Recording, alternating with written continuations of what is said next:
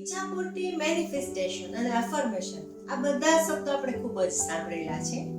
તો ઈચ્છા પૂર્તિ આપણે દીવાની મદદથી કઈ રીતે ખૂબ જ પાવરફુલ રીતે કરી શકીએ, તો એના માટે હું તમને આજે એક બહુ સરસ વિધિ શીખડાવવા જઈ રહી છું.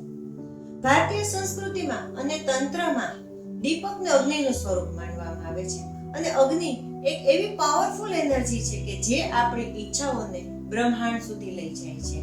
અને આ ક્રિયા આપણે દિવસમાં 2 થી 3 મિનિટમાં જ કરી અને આપણા જીવનમાં સકારાત્મક ફેરફારો લાવી શકીએ છીએ. તો ચાલો શીખીએ કઈ રીતે કરશું આપણે ઈચ્છા પૂર્તિનો દીવો. તો સૌપ્રથમ આપણે ચોખા લેવાના છે અને શ્વાસને અંદર ખેંચવાનો છે.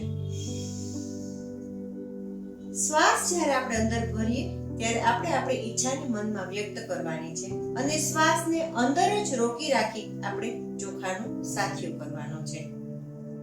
ફરી પાછા બીજી વખત પણ આપણે શ્વાસને અંદર ભરશું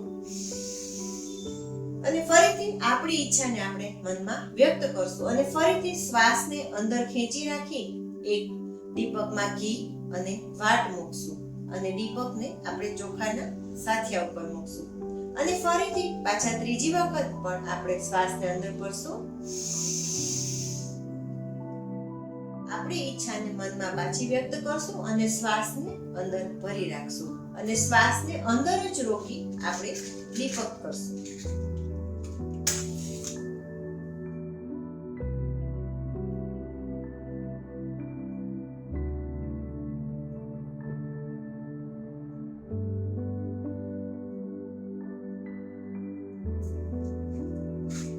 આ દીપક બ્રહ્માંડ સુધી આપણી ઈચ્છાઓને લઈ અને કેટલી ઝડપથી આપણી ઈચ્છા પૂર્તિ કરશે એવી આપણે ભાવના કરવાની છે અને જાણે આપણી ઈચ્છાઓ પૂરી થઈ ગઈ હોય એવું આપણે મનમાં ધારવાનું છે.